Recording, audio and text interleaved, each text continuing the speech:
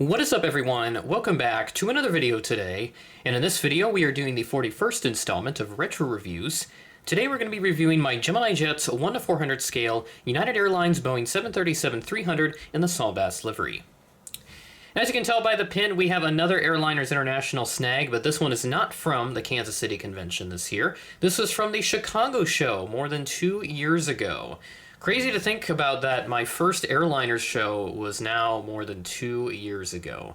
I still remember looking into it before going to Chicago for it and not knowing a whole lot about it since I didn't see much online about Airliners International, and then getting to experience it and making all the videos about it alongside Connor, our respective first times going to it, and we had a lot of fun, and look what it's turned into today. A lot of exciting things coming for the show, and excited to see where it goes from here on out.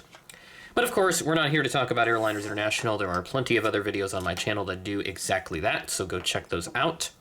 We're going to focus on this very lovely model that I did pick up during that year's convention. So here is the box. We've got the standard Gemini Jets details here.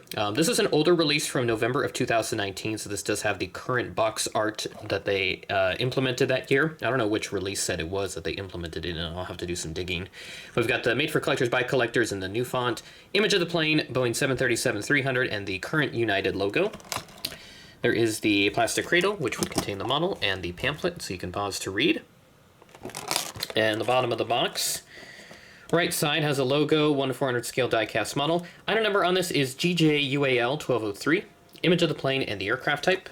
Adult collectible model warning up on the top. And the right side is the same as the left. And here's the back. Of course, the 2019 release with the Boeing license and United license disclaimers. So very nice little model here, and this is one of the models that I needed for the Retro FSD project, which at the time of that year's show in Chicago for Airliners International, the project was still in its infancy, and I didn't have a whole lot of planes to work with for the project. So this was a really critical snag that I got at it was the ADI table for, I don't remember how much it was exactly, it was probably like 35 bucks or something. So very neat little model here, but it does have some deficiencies which we'll assess here at this point. So we'll go ahead and begin by starting off with the nose section. So starting off at the front, we do have the nose cone, got the cockpit windows, and also a fleet number right there.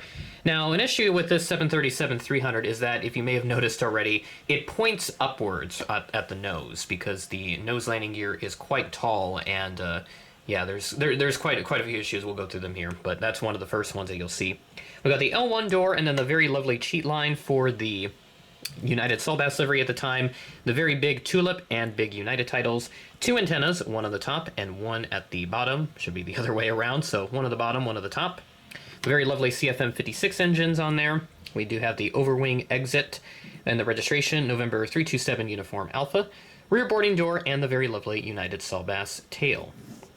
And then from the front here, you're going to see the next issue that presents itself with this model. The cockpit printing it's not all that great.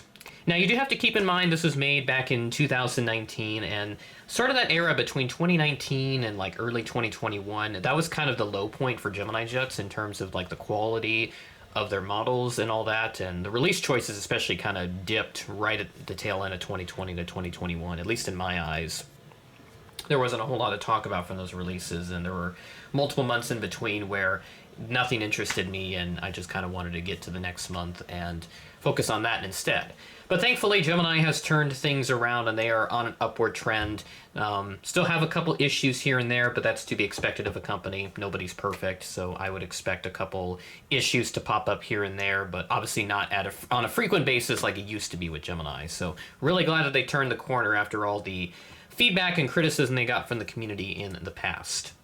So we move to the right side of the aircraft now. We do have the R1 door, a couple luggage doors, and also the R2 door. Another look there at the tail. And then underneath, we do have the Gemini Jets logo stand hole and all the other applicable details underneath.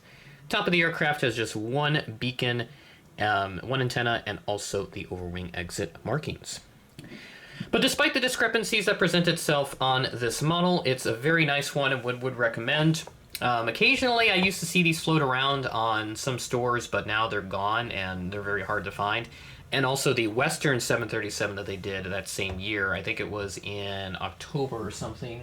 I don't have my database pulled up, but it was made around the same time as the Saul Bass 300 here. Both of those I know for sure are very hard to find this day and age.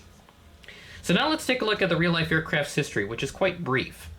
This aircraft first flew on June 13th of 1988, and it was delivered to United the next month. And it stayed with United for her entire career. She wore, of course, the Saul Bass livery as represented on the model, and she also wore the Battleship Gray and the Blue Tulip liveries. And then the aircraft from there, it was stored in 2009 and was unfortunately scrapped just 3 years later. And that's all I have for this episode of Retro Reviews. With that being said, thanks for watching, and I will catch you in the next video.